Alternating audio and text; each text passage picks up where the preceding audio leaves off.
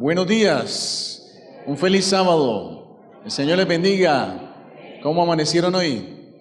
¿Están contentos o no? Sí parece, sí parece. ¿Y los de arriba cómo están?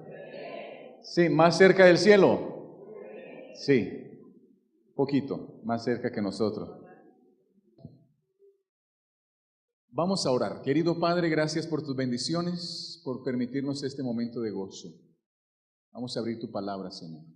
Hemos estado gozosos por esta semana, por las personas que han entregado su vida a Cristo, Señor. A lo largo de esta semana, 11 hijos e hijas tuyos fueron bautizados en este lugar y confiamos, Señor, que aún hay algunas personas aquí presentes que están a punto de dar el paso del bautismo y podría ser hoy mismo, Señor. Bendíceles en la toma de su decisión. Y a nosotros como iglesia, háblanos a través de tu Santo Espíritu en este momento. Gracias por tu compañía en el nombre de Jesús. Amén. Hoy no vamos a tener el tema que aparece allí en la agenda, porque es un tema bien largo. Así que vamos a tener otro tema que lo hemos titulado así como llama la semana. Gracias, hermana. Me hizo falta el agua ayer. Yo ahorita venía pensando, ¿qué pasó el viernes? No sé, pero gracias. Ven y volvamos a Jehová, que ha sido el tema de la semana y es el tema de este tema final. Ven y volvamos a Jehová. Y vamos a hablar un poquitico de un aspecto interesante. Vamos a enfocar nuestras mentes en uno de los mensajes, en una parte del mensaje para las 7 iglesias de Apocalipsis. A lo largo de la semana, yo ya no me acuerdo qué día fue que les hablé de la Odisea. ¿Fue el sábado pasado? El miércoles. Bueno, algún día les hablé de la Odisea y estábamos diciendo que representaba a la iglesia, nosotros representamos a la iglesia de la Odisea por representación. Pero hay algo interesante que tenemos que comprender y es que el mensaje a las 7 iglesias del Apocalipsis es uno solo. Algunos han pensado que son 7 mensajes, pero es un solo mensaje. Es un solo mensaje que describe la condición de cada una de esas 7 iglesias de la provincia romana de Asia. Que curiosamente, cuando nosotros nos detenemos a pensar, aunque cada una de esas iglesias, la descripción de cada una de esas iglesias, que tiene que ver mucho con la descripción de cada una de las 7 ciudades en las cuales estaban esas iglesias, se van a través de los periodos de tiempo de la historia, desde el comienzo de la iglesia cristiana, en el primer siglo de la era cristiana o el siglo apostólico, hasta nuestros días, representando nosotros el periodo que corresponde a la iglesia de la Odisea. Pero eso no quiere decir que los otros 6 torosos, las otras 6 partes del mensaje no tienen que ver con nosotros. Claro que sí. Porque nosotros no podemos decir que hay unas partes de la Biblia que el Señor les dejó para este pueblo, para esta iglesia, y otras partes de la Biblia no. Toda la Biblia es para nosotros, toda la Biblia es para nosotros. Pero hay algo más interesante aún, es decir, cada uno de esos 7 trozos del mensaje que el Señor le escribió a las 7 iglesias del Apocalipsis tuvo que ser leído en cada una de las 7 iglesias. Si ustedes tuviesen la oportunidad de ver en un mapa dónde estaban ubicadas las 7 iglesias de Éfeso, Esmirna, Pérgamo, Tiatira, Sardis, Filadelfia y la Odisea, están ubicadas de una manera estratégica para que el mensajero que iba llevando el rollo de Apocalipsis, que comienza prácticamente con la revelación de Jesucristo en el capítulo 1, y los capítulos 2 y 3 es el mensaje de las 7 iglesias, lo leyesen completamente. Cada iglesia tuvo que leer el mensaje completamente, especialmente lo que se le describió a esa misma iglesia y lo que se le mandó a decir a las otras 6. En otras palabras, nosotros no podemos desconocer los otros 6 aspectos del mensaje para las primeras 6 iglesias. Aparte de eso, hay algo más interesante todavía, que los mensajes son paralelos. Si usted se detiene a profundizar en el mensaje de las 7 iglesias, encontrará que son mensajes paralelos. El mensaje a la primera iglesia, que es a Esmirna, tiene su paralelo con el mensaje a la Odisea, que es la última. Haga el intento de profundizar un poquitico y se va a dar cuenta que son mensajes paralelos. El de la Éfeso, ya les estaba diciendo de Esmirna, el de Éfeso es paralelo con el último, que es la Odisea. La segunda iglesia, que es Esmirna, es paralelo con el mensaje de la sexta iglesia, Filadelfia. El mensaje de la tercera iglesia, Pérgamo, es paralelo con Sardis. La que no tiene paralelo es Tiatira, es la del centro, que es el mensaje más largo de los 7. Entonces, si nosotros decimos que estamos representados por la Odisea, que es la séptima, queremos estudiar en este momento algo del mensaje escrito para Éfeso, que es paralelo con el mensaje de la Odisea. Vamos a abrir entonces nuestras Biblias en el libro de Apocalipsis, en el capítulo 2. Apocalipsis capítulo 2. Y empezaremos allí en el versículo 1. Dice Apocalipsis capítulo 2, versículo 1, escribe al ángel de la iglesia en Éfeso. No está escribiendo el ángel, sino al ángel. Y curiosamente, como no estamos en semana de Apocalipsis, no estamos analizando esos detalles, pero cuando se analiza el mensaje de las 7 iglesias, cada una de las 7 iglesias dice al ángel, al ángel, al ángel, y en la simbología del Apocalipsis, en la aplicación, encontramos que ese ángel de la iglesia está representando el liderazgo de la iglesia. Si nosotros lo trajésemos a nuestros días, tendríamos que hablar del pastor o los pastores de la iglesia y de los demás líderes, ancianos de la iglesia, que son esos representantes que el Señor tiene para dirigir la iglesia. Escribe el ángel de la iglesia, el que tiene las 7 estrellas en su diestra, el que anda en medio de los 7 candeleros de oro, dice esto. Es la descripción que se está haciendo en ese momento. Cristo se está representando de esa manera, el que tiene las 7 estrellas en su diestra y el que anda en medio de los 7 candeleros de oro, dice esto. Está representando el Espíritu de Dios, la luz de Dios presente a través de su Santo Espíritu en toda parte de esta tierra y en toda parte de esta iglesia.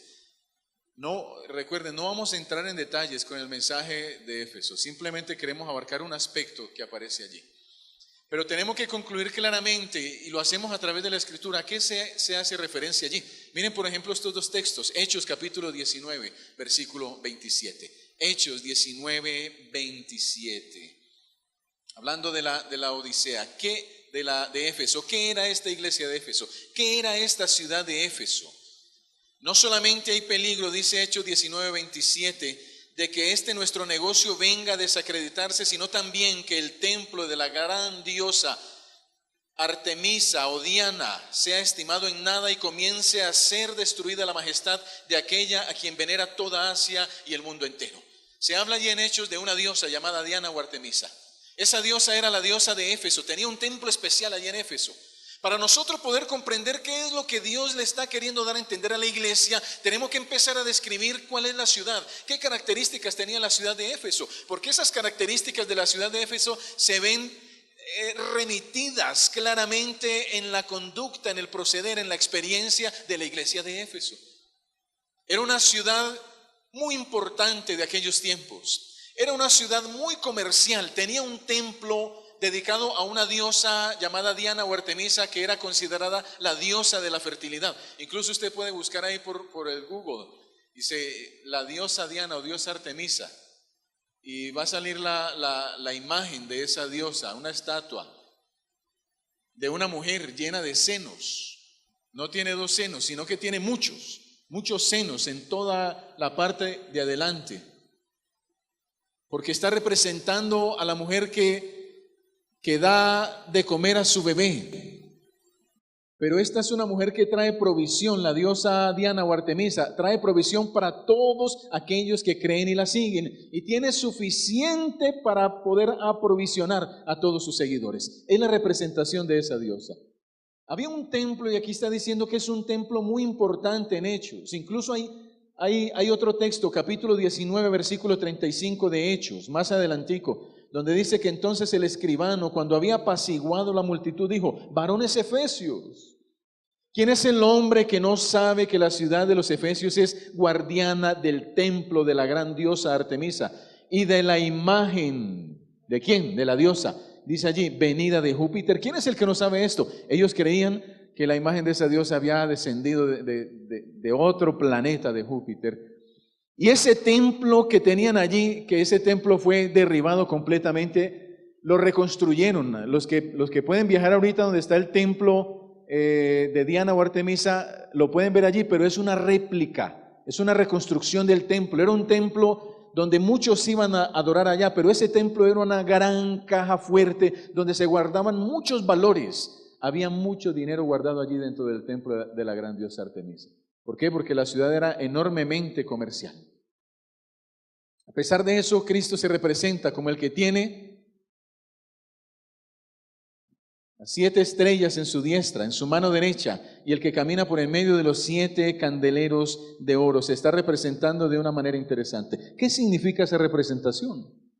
La Biblia también lo dice en el capítulo 1 de Apocalipsis, en el versículo 20. Ahí está claramente el misterio de las 7 estrellas que has visto a mi diestra. Y de los 7 candeleros de oro, las 7 estrellas son los ángeles de las 7 iglesias. El liderazgo de la iglesia. Y los 7 candeleros de oro que has visto, ¿son qué? Las 7 iglesias. Es decir, cuando lo traemos a la aplicación de la profecía, el Señor lo que está queriendo dar a entender aquí el mismo Cristo es: yo soy el que estoy obrando a través del liderazgo de la iglesia. Y número 2, que me paseo por en medio de toda la iglesia o las iglesias que haya alrededor de este globo terráqueo. ¿Hay algún lugar donde Cristo no puede estar haciendo presencia a través del Espíritu Santo? No lo hay. Y es importante que entendamos esto al comienzo del mensaje. ¿Por qué? Porque el Señor, después de decir no hay lugar a donde yo no pueda estar, no hay lugar a donde la iglesia pueda esconderse de mi presencia, no hay lugar donde alguna persona miembro de esta iglesia pueda ir para hacer lo que se le ocurra hacer sin que nuestro Dios de los cielos, sin que Cristo y su Santo Espíritu se den cuenta. Por eso dice lo siguiente, versículo 2 del capítulo 2 de Apocalipsis: yo conozco ¿qué? Tus obras. ¿Será que el Señor nos conoce o no nos conoce? Claro que nos conoce. Y empieza a describir la iglesia. Miren, la iglesia tenía cosas positivas. Dice allí: yo conozco tus obras, conozco tu arduo trabajo y tu paciencia, y que no puedes soportar a los malos, y has probado a los que se dicen ser apóstoles y no lo son, y los has hallado ¿qué? Mentirosos. Qué interesante. A veces yo pienso que esa iglesia de Éfeso se parece mucho a la iglesia, a algunas iglesias actuales, iglesias adventistas. ¿Por qué? Porque se nos podría reconocer lo mismo. Dice tu arduo trabajo, porque a veces decimos, oye, la iglesia trabaja arduamente. Tenemos personas en la iglesia que están dedicadas a hacer su obra de manera especial. Reconozco en ti que eres paciente. Y recuerden que en el Nuevo Testamento, especialmente allá por la parte final, la palabra griega para paciencia es hupomoné, valiente y firme perseverancia bajo la más dura adversidad. Es decir, el Señor estaba diciendo a la iglesia: eres una iglesia ¿qué? Perseverante. Aun cuando vengan dificultades, momentos duros en la iglesia, estás perseverando. Y sigue diciendo que es una iglesia defensora. No soportas a los malos, estás bien pendiente. ¿Para qué? Para aplicar el rigor de la disciplina a aquellos que no están actuando de manera adecuada. Y no todo termina allí, sigue diciendo que has probado a los que se dicen ser apóstoles, algunos que no lo eran, pero que se hacían pasar, que daban falsas enseñanzas, y nosotros hemos hablado durante la semana varias veces de eso, los que vienen a la iglesia para tratar de hacerle daño a la iglesia con falsas enseñanzas. Los has probado y los has hallado que son ¿qué? Mentirosos. Si nosotros dejáramos el mensaje allí, podríamos decir que esa iglesia es una iglesia modelo, que nosotros deberíamos ser así, podríamos decirlo hasta ese momento. Y podemos concluir que esas cosas son positivas. Incluso Cristo mismo, que se está revelando a la iglesia de Éfeso, lo está resaltando. Es algo positivo que ellos tienen. Ahora, cuando dice no soportas a los malos, ¿A qué clase de malos estás haciendo referencia a él? A los que se dicen ser apóstoles.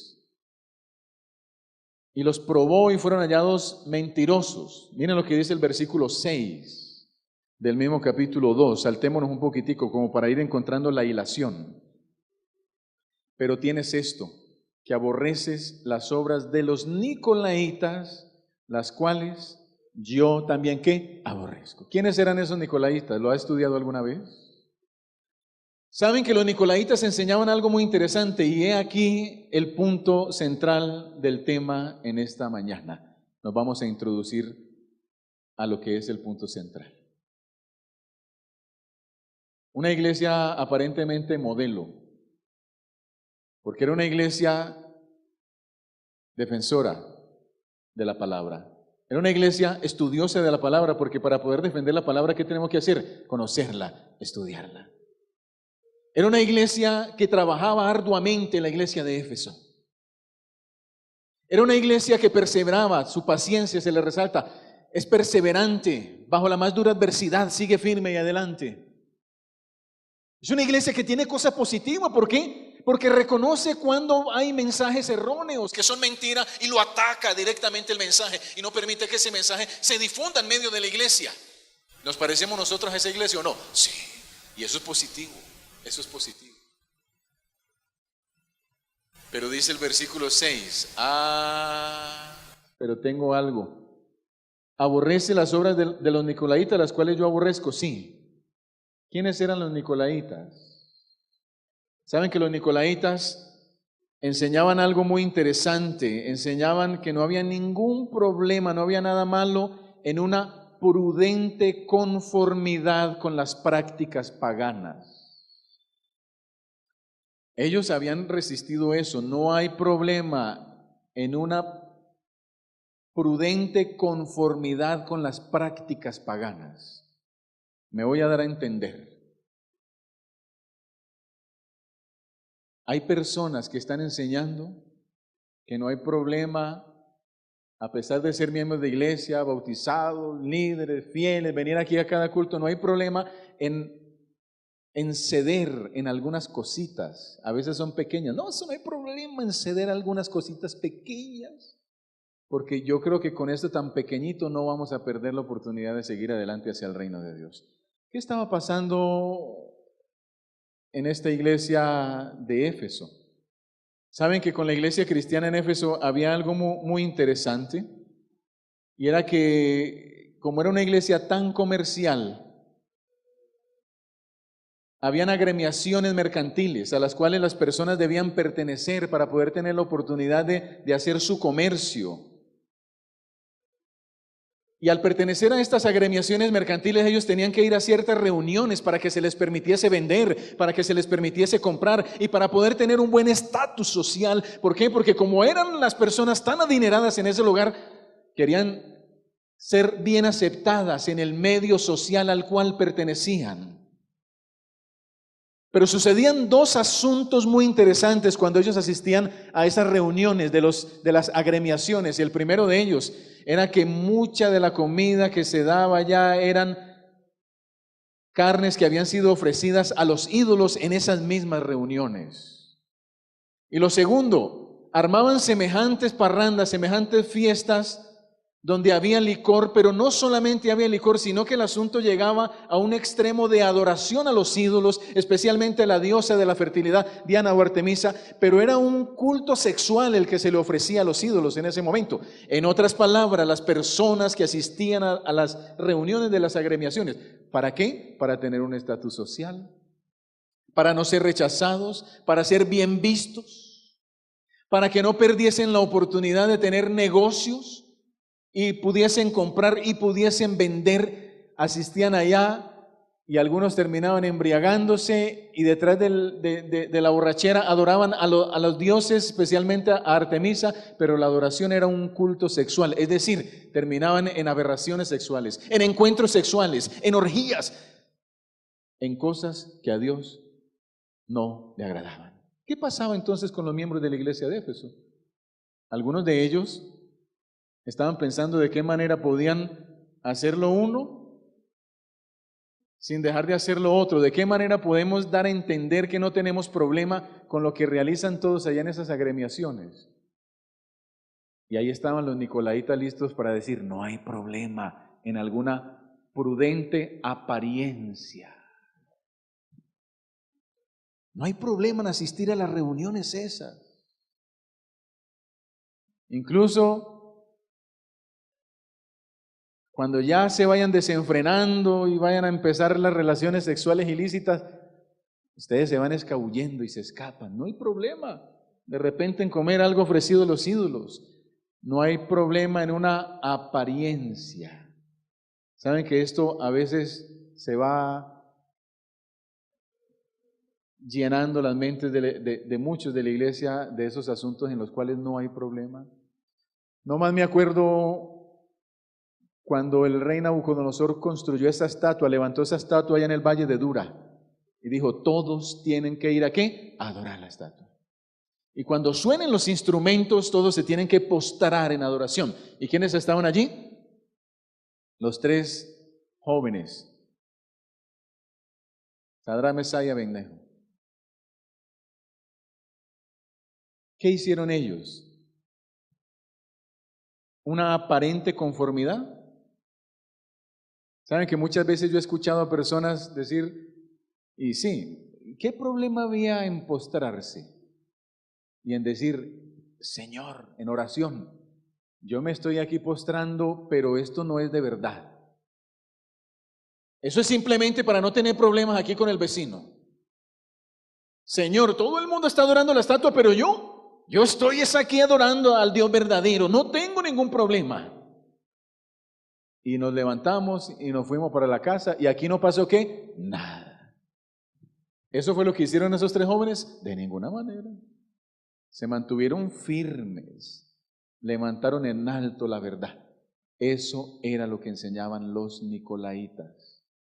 Un poquitico no hace daño, un poquitico no es problema, aparentar no es problema, pero la Biblia dice claramente que sí es un problema porque Dios aborrecía esa conducta de los nicolaitas. En el Antiguo Testamento encontramos el par con los nicolaitas, que es la historia de Balaán. ¿Han escuchado ustedes la historia de Balaán? Vamos a ver un poquitico de la historia de Balaán. Números capítulo 31. Antes de irnos a Números 31, donde dice lo que pasó con Balaán, vamos al número 22. Números capítulo 22. ¿Saben que hay una fuerte cercanía entre Balaán y entre los nicolaitas?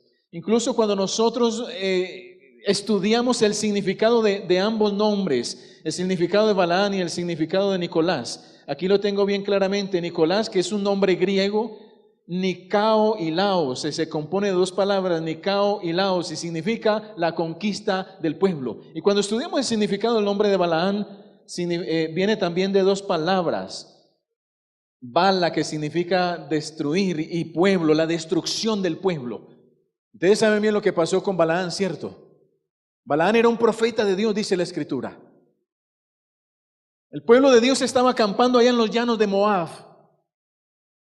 El rey Balac se sintió que ese pueblo que había destruido a tantos otros pueblos que se le habían atravesado en el camino a Israel, los iba a destruir ellos también. Así que mandaron a llamar a Balaán para que maldijese al pueblo de Israel. Y dice la historia en el capítulo 22 que mandaron a hombres honorables y llegaron hasta donde estaba Balaán, tocaron a su puerta. Y cuando Balaán abre la puerta eran ellos. ¿Y qué traían ellos? Dice el capítulo 22, traían tesoros.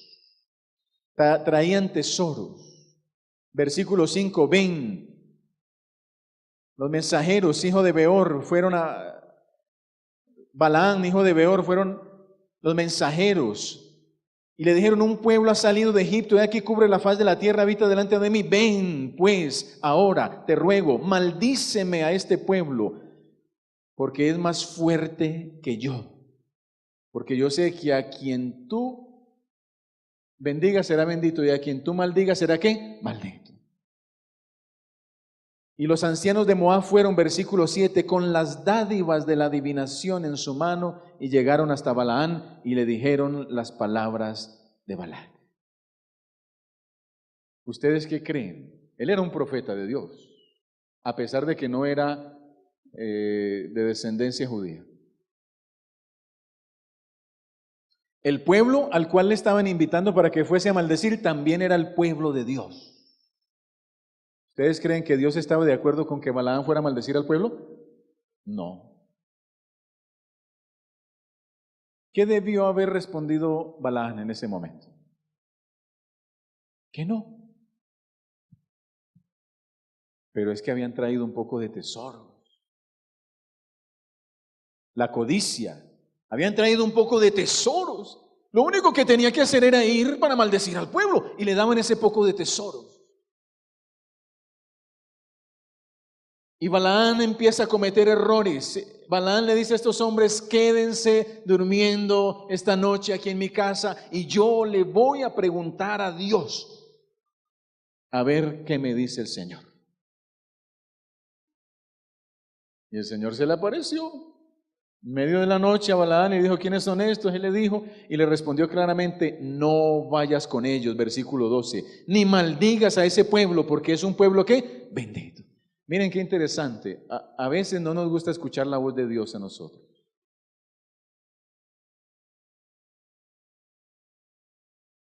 Ya tenemos claro qué es lo que dice la palabra, pero muchas veces queremos hacer algo contrario a lo que dice la palabra. Y muchos vamos a preguntarle a Dios si podemos o no podemos. ¿Qué creen ustedes que va a responder el Señor? No, es que no.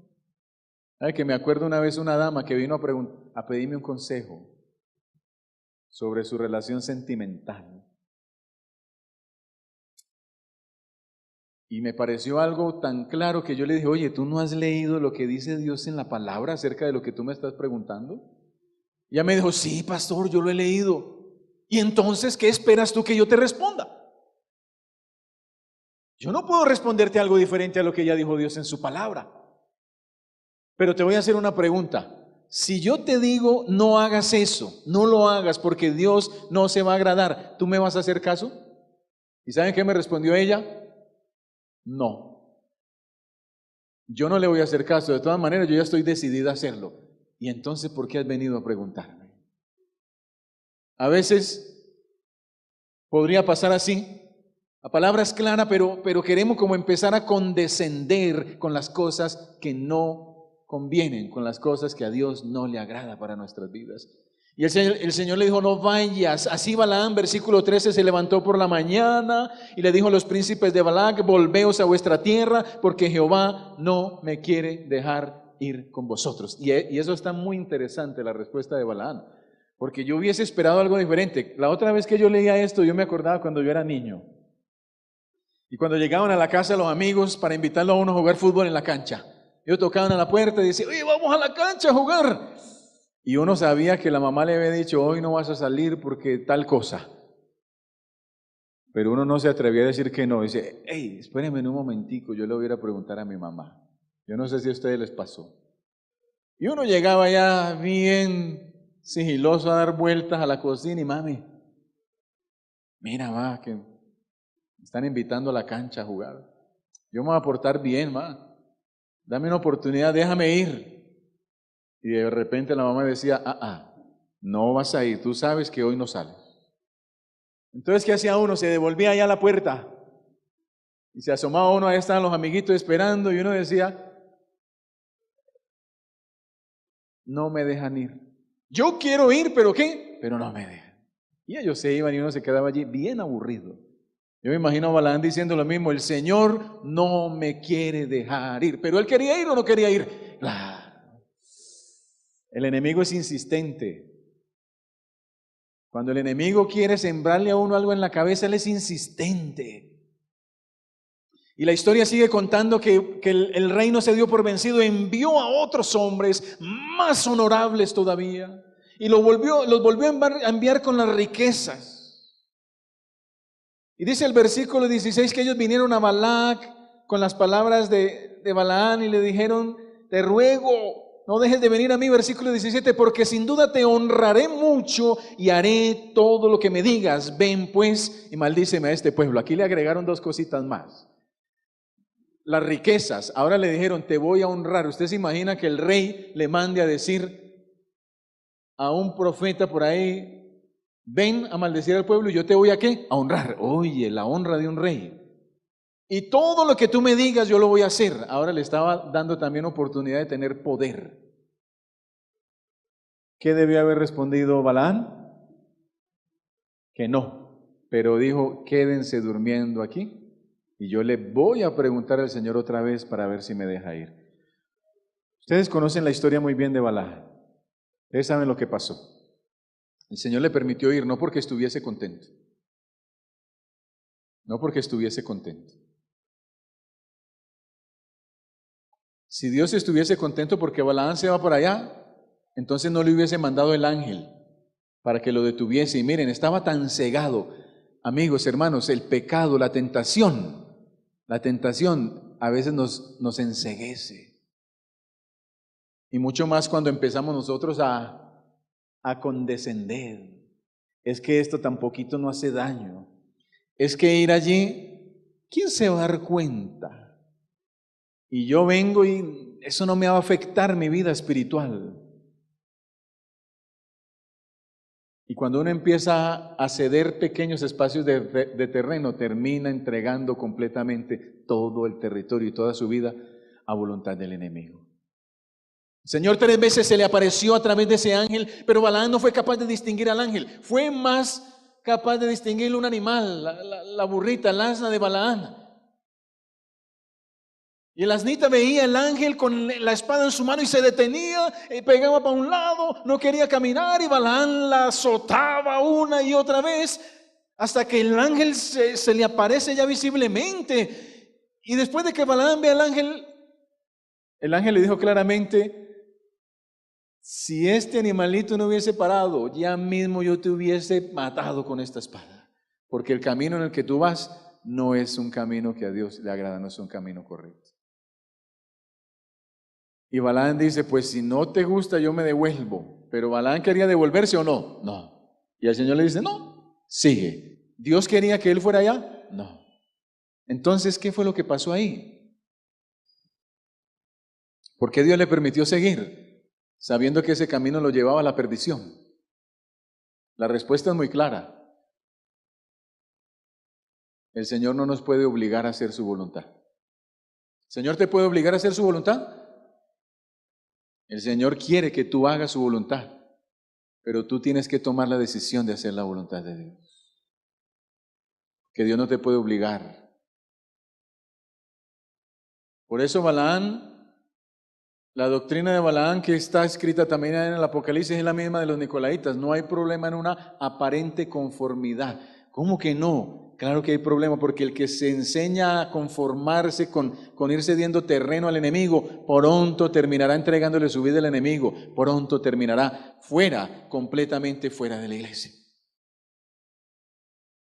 Volvamos a Apocalipsis capítulo 2. Después de que el Señor le dice todo eso a la iglesia, le dice en el versículo 4 el pequeño problemita que la iglesia de Éfeso tenía. Y dice, pero tengo contra ti que has dejado ¿qué? Tu primer amor. Has dejado tu primer amor. La iglesia era una iglesia muy buena en muchas cosas. Nosotros hemos venido hablando de reavivamiento y reforma a lo largo de la semana. Y saben que es triste esta situación. Hay un texto que a mí me gusta mucho que está en Jeremías capítulo 2, versículo 2. Miren tan lindo como dice este texto, hablándonos de ese primer amor. Anda y clama a los oídos de Jerusalén, Jeremías 2:2. Está diciendo el profeta, vaya, anda, clama a los oídos de Jerusalén diciendo, así dice Jehová, me he acordado de ti y de la fidelidad de tu juventud, del amor de tu desposorio, de cuando estaba recién casado, cuando andabas en pos de mí en el desierto, en tierra no sembrada. Está haciendo esa representación entre el matrimonio, entre Dios y su iglesia. Una relación de compromiso entre Dios y su iglesia. Y dice allí, me he acordado cuando andabas por el desierto, cuando estabas recién casada, cuando todo lo que yo te pedía lo hacías, cuando te gozabas en complacerme. Así son los recién casados, ¿cierto? Normalmente eso, el uno vives por el otro. Y lo que el otro diga, uno se lo aguanta. Pero a veces esa relación de matrimonio parece lo mismo que sucede en este matrimonio espiritual entre Dios y la iglesia. Me he acordado, vaya, dice a Jeremías, dígales, me estoy acordando de esos momentos tan maravillosos, porque en este momento ya no se está viviendo de esa manera. Lo que caracterizaba la religión de esta iglesia, lo que al comienzo de la iglesia de Éfeso le caracterizaba era ese amor filial, ese amor fraternal. Se había perdido, habían perdido el entusiasmo, eso se había disipado, los miembros estaban comenzando a perder el contacto con Dios, y al perder el contacto con Dios se perdía también el amor filial. Y ahí uno de los secretos de la dependencia, de la constancia, de la perseverancia, y lo hablábamos el sábado pasado, en la dependencia, el contacto con Dios a través de la oración y el estudio de la palabra que nos lleva a testificar. Pero la iglesia estaba perdiendo ese primer amor.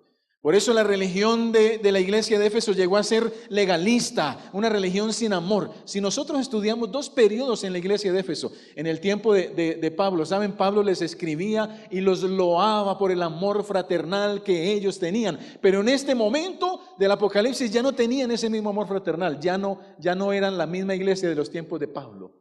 Ahora se volvió una iglesia justiciera, legalista. Una iglesia que defendía la doctrina, sí, es bueno defenderla. Una iglesia que atacaba a los que venían a contaminar, sí, muy bueno, pero lo hacía sin amor. Lo hacía sin amor. ¿Y saben por qué ya no estaban amando a los demás? Porque estaban dejando de amar a Dios.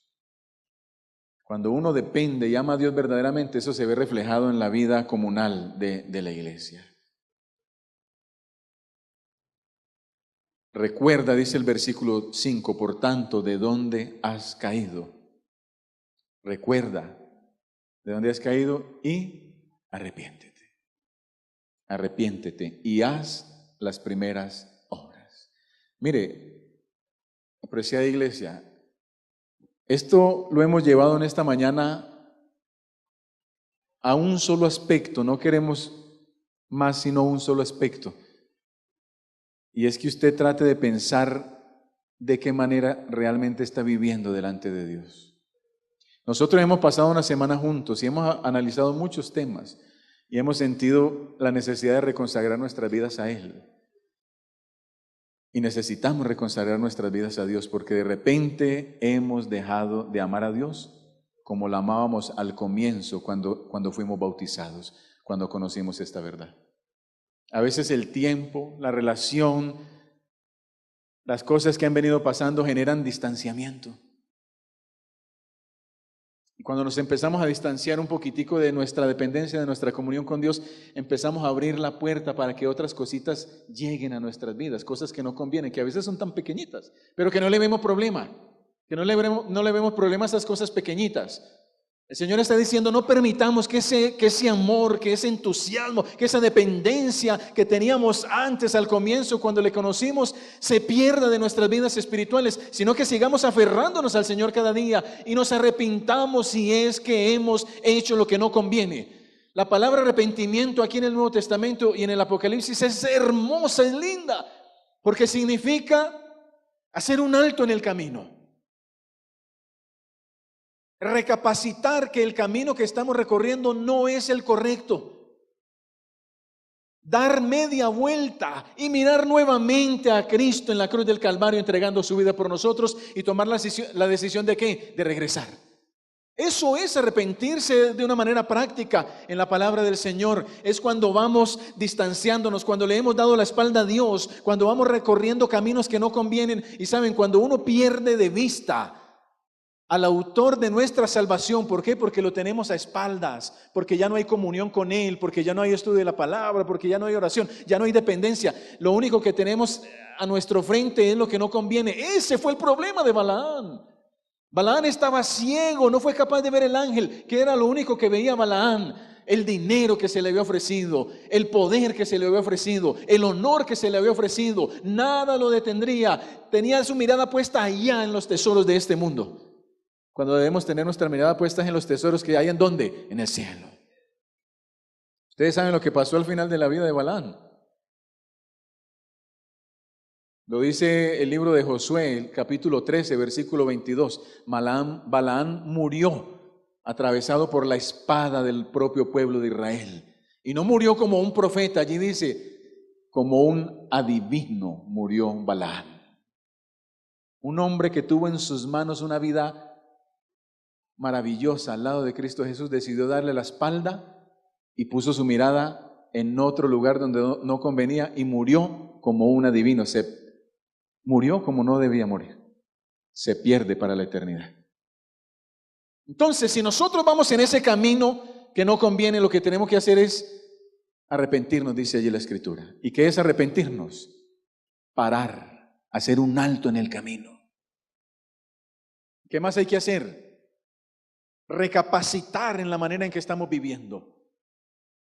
¿Y qué más hay que hacer? Dar media vuelta. Y miren, esto es automático. Cuando usted da media vuelta, si le estaba dando la espalda a Cristo, la cruz, el Evangelio, cuando usted da media vuelta, ¿a dónde van a estar mirando sus ojos? Van a estar mirando nuevamente a la cruz de Cristo, nuestro Salvador, y la sangre que derramó por nosotros, el sacrificio. Cuando uno mira a Cristo, hermanos, le da ganas de ir hacia Él. Cuando uno mira a Cristo, le da ganas de caminar en los caminos que Él nos dice que vayamos. Cuando damos la espalda al mundo y volvemos a mirar a Cristo, el Señor nos levanta. El Señor hace de nosotros algo diferente, cambia nuestras vidas, perdona nuevamente nuestros pecados y podemos ir adelante. Recuerda de dónde has caído, dice el verso 5, arrepiéntete y haz lo que has dejado de hacer, haz las primeras obras. Pregúntese por un momento, ¿qué hacía usted al comienzo cuando estaba bien enamorado del Señor que ya no lo hace ahorita? Pues es el momento de volver a hacerlo. Porque si no lo haces, dice la parte final del versículo 5, vendré pronto a ti y quitaré tu candelero de su lugar si no te hubieses arrepentido. ¿Será que vamos a correr el riesgo de llegar hasta ese momento? Y mire, uno no necesita darle muchas vueltas a este mensaje para entenderlo. Inclusive termina diciendo el versículo 7, el que tiene oído, ¿será que podemos escuchar la voz de Dios o no podemos escucharla? Y por eso dice ahí, si usted escuchó la voz, es mejor que la escuche y la ponga en práctica. Pero hay una promesa maravillosa, al que venciere, le daré a comer del árbol de la vida, el cual está en medio del paraíso de Dios. El Señor quiere que nosotros ganemos la victoria. Mire, ayer y hoy, yo no sé si ustedes están estudiando el capítulo diario. Ayer y hoy yo encontré dos cosas maravillosas. Capítulo 17 de Josué, que estudié esta mañana. ¿Saben? Josué estaba repartiendo la tierra por todo lugar. Y le dio la parte que le correspondía a Efraín y a Manasés, a las tribus de Efraín y a Manasés. Y ellos consideraron que eso era muy poquito lo que les habían dado y fueron a reclamar delante de Josué y decirle, mire, somos una tribu muy grande, necesitamos que nos dé más. ¿Y saben qué les dice Josué en el versículo 17 del capítulo 17, versículo 17 y 18? Josué le respondió a la casa de José, a Efraín y a Manasés diciendo, tú eres un gran pueblo, tienes grande poder, no tendrás una sola parte, sino que aquel monte será tuyo, pues aunque es bosque, tú lo desmontarás y poseerás hasta los límites más lejanos, porque tú arrojarás al cananeo, aunque tenga carros cerrados, aunque sea un pueblo fuerte. Si ustedes leyeron el capítulo, podrán entender mis palabras. Ellos estaban atemorizados de ir a conquistar cuando Josué les dice, vayan, conquisten. Yo no les voy a dar más tierra, pero ustedes tienen que poseer la tierra, tienen que desmontar todo ese bosque que hay, poséanlo. Pero ¿qué vamos a hacer si los cananeos son un pueblo grande? Nos van a vencer. Tienen carros errados. Y lo que me llamó la atención de ese versículo es porque tú los arrojarás. Así ellos aparenten ser más fuertes. ¿Tú qué? Los arrojarás. Y leí lo que decía el comentario bíblico. ¿Saben qué decía el comentario bíblico? Se los voy a leer textualmente. Esta fue la orden final para las dos tribus, y dice allí, dos tribus cobardes. Querían que el Señor les diera más. Pero lo que les estaba diciendo es, yo no les voy a dar más, ustedes tienen que arrojar lo que nos sirve a los cananeos. Y dice allí el comentario bíblico explicando este texto, reciben una orden similar los que albergan pecados dominantes en su corazón. Nosotros tenemos que aprender a analizar nuestras vidas. Y si nos damos cuenta que tenemos pecados que nos están dominando, ¿qué deberíamos nosotros hacer? ¿Seguir consintiendo con eso? ¿Seguir cediendo terreno al enemigo? Todo vicio corruptor debe ser expulsado del corazón.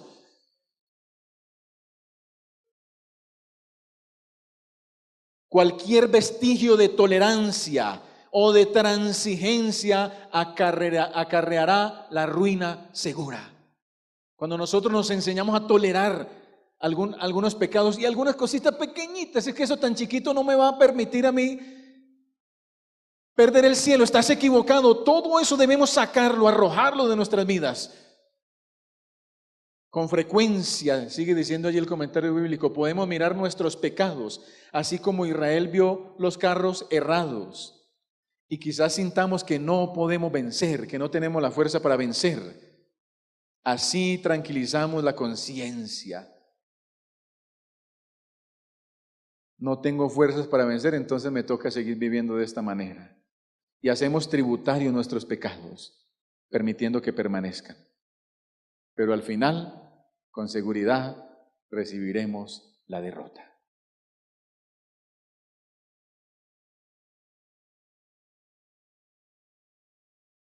Y el otro texto que me llamó la atención ayer del capítulo 16 de Josué, versículo 10, Josué 16, 10.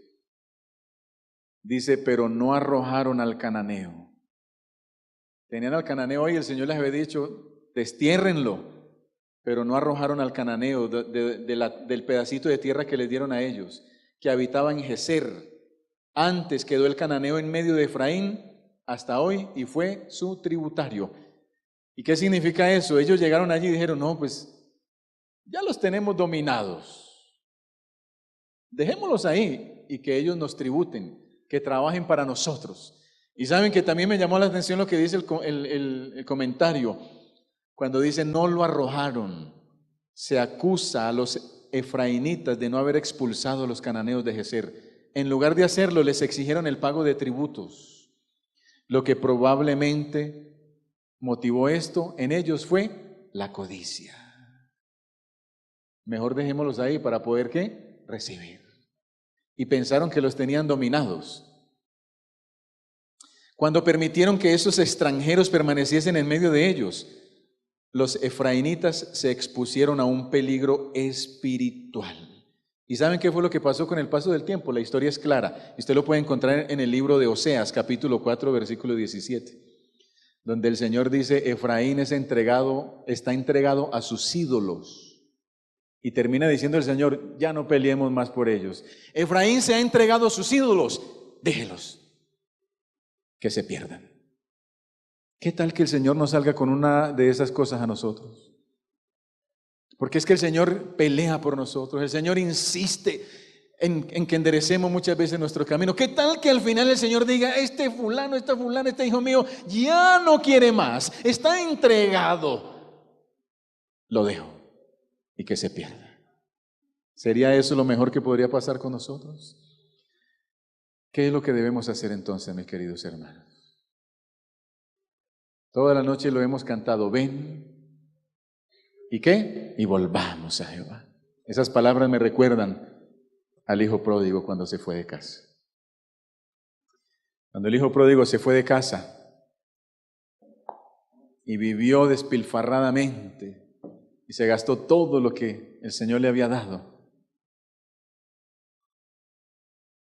en un momento difícil de su vida recordó cuántos jornaleros hay en casa de mi padre y tienen todo lo que necesitan y yo aquí, el dueño es mi padre y yo aquí mendigando ¿qué? Pan. Me levantaré e iré a la casa de mi padre y le diré, Padre, He pecado contra el cielo y contra ti, no soy digno de ser llamado tu hijo. Hazme como a uno de tus, ¿qué? De tus jornaleros.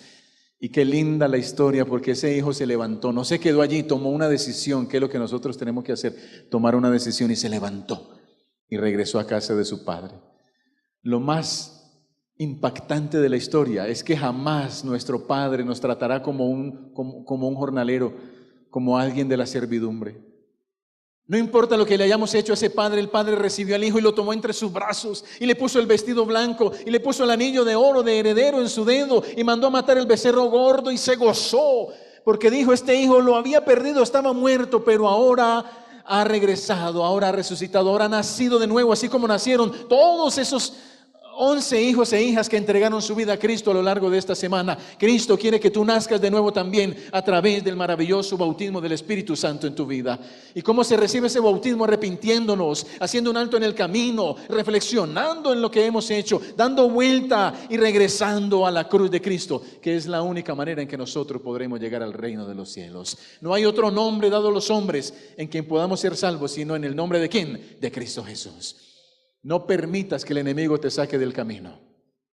No permitas que tu vida siga estando en riesgo, tu vida espiritual.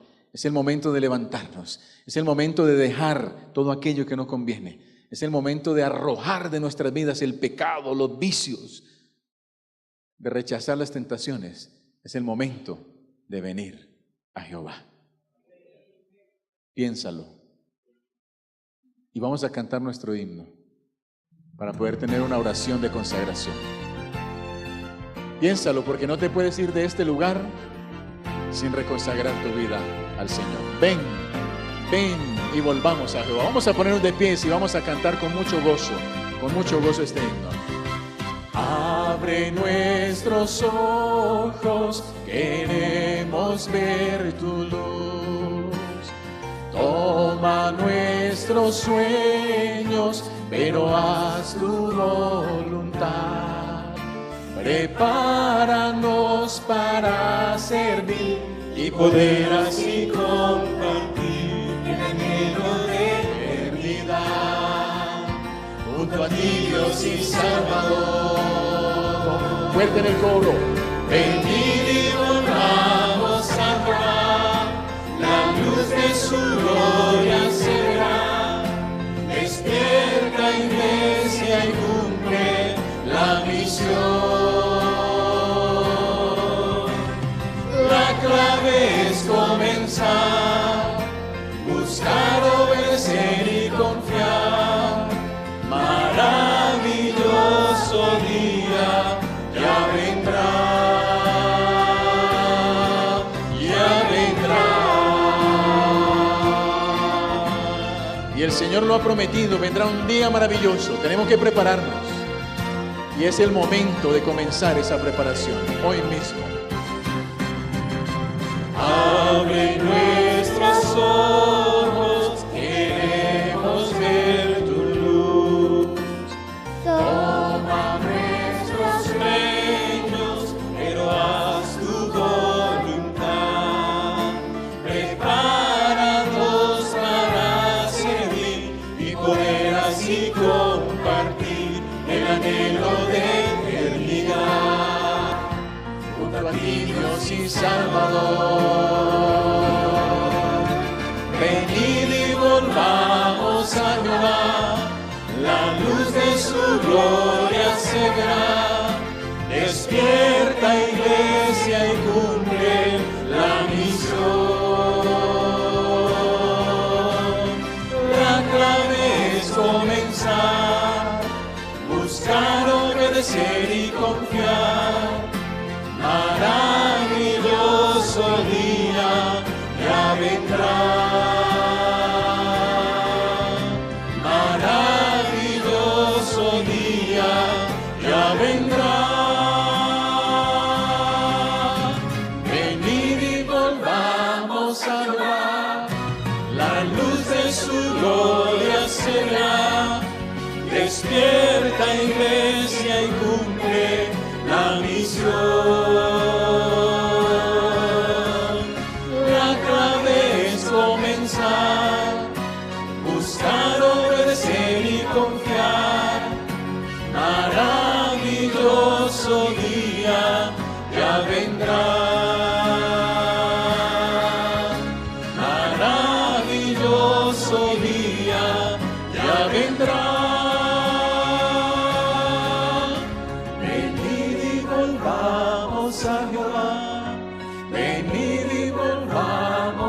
Jehová. Venid y volvamos a Jehová.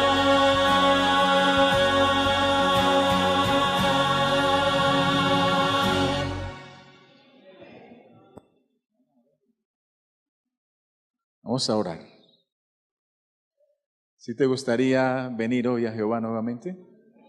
Vamos a orar. Vamos a permitir aquí al pastor Osvaldo que ore. Pastor, conságrenos como iglesia delante del Señor. Vamos a orar los que puedan de rodillas, y los que tienen algún inconveniente pueden quedarse de pie. Oremos. Oremos. Maravilloso Dios, Rey de esperanza, de gloria, de salvación y de sanación. Tú conoces, Señor, el quebranto de salud en que está la mamá del pastor Alejandro Trejos. Y tú eres el Dios sanador del otrora tiempo, cuando pusiste a caminar al cojo, le diste al ciego nueva vista, al leproso nueva piel. A Lázaro lo levantaste, oh Dios, poderosamente de la tumba. Asimismo, oh Dios, de nuevo colocamos a tu sierva, la mamá del pastor Alejandro Trejos, para que haya en ella, si es tu voluntad, la sanidad que viene de lo alto. También, Señor, muchos otros enfermos de tu iglesia, necesitados, desamparados o angustiados, que tú seas el Dios maravilloso, que actúes conforme a tu santa y divina voluntad en todos nuestros hermanos, Señor, afligidos, tristes, angustiados, que tienen luchas y batallas, y que tú los cubras con tu manto de gloria, de santidad y pureza. Gracias, Dios, por la oportunidad que nos dices de tener al pastor Alejandro Trejos. Guíale, oh Dios, cada día con su esposa y su niña, por las sendas de paz y de amor, que pueda cada día testificar de tu gracia y de tu amor. A cada uno de aquellos, Señor, que han en esta semana estado sirviéndote a ti en la obra misionera, aquí en la iglesia, en la alabanza, en el departamento de oración. Y cada día, Señor, a cada uno de aquellos que ha llegado con el corazón contrito, humillado, cúbrelo, Señor, con tu pureza y santidad. Danos tu bendición mientras escuchamos a nuestra hermana Karen despedirnos con una alabanza especial. Llénanos de tu gloria y que tus ángeles nos cuiden en Cristo Jesús. Amén. Amén. Bien, puedan sentarse, por favor. Vamos a escuchar a Karen. Pastor, este detallito que la iglesia le tiene, pastor. Gracias por todo, pastor. Mucho gusto. Gracias por su compañía. ¿Cuánto le damos gracias a Dios y al pastor por estar con nosotros? Perdonen un momentico, vamos a escuchar a Karen y luego los diáconos darán la salida.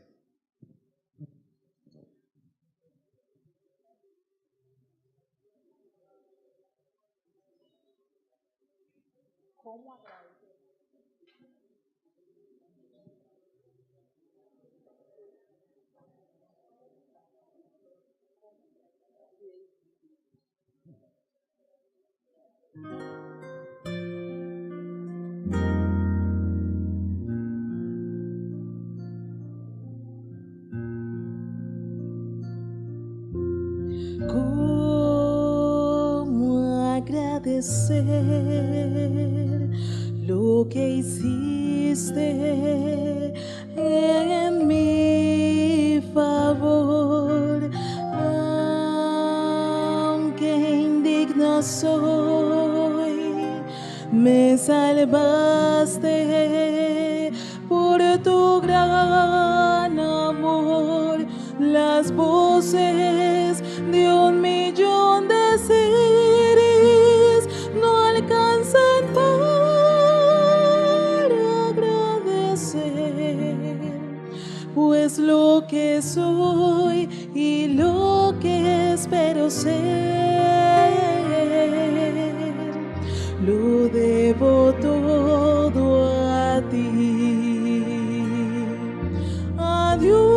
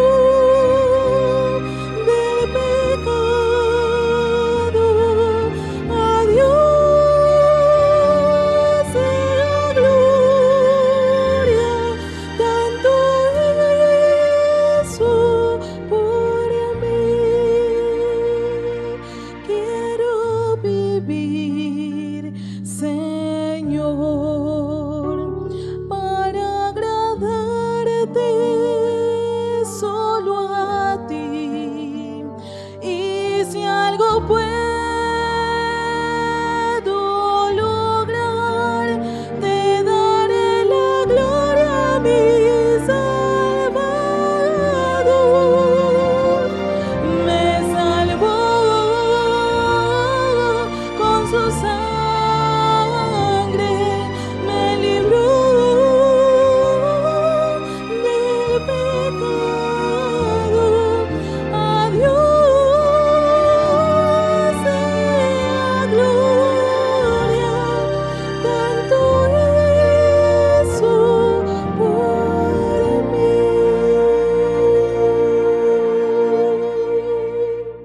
Amén, gloria sea a nuestro Dios.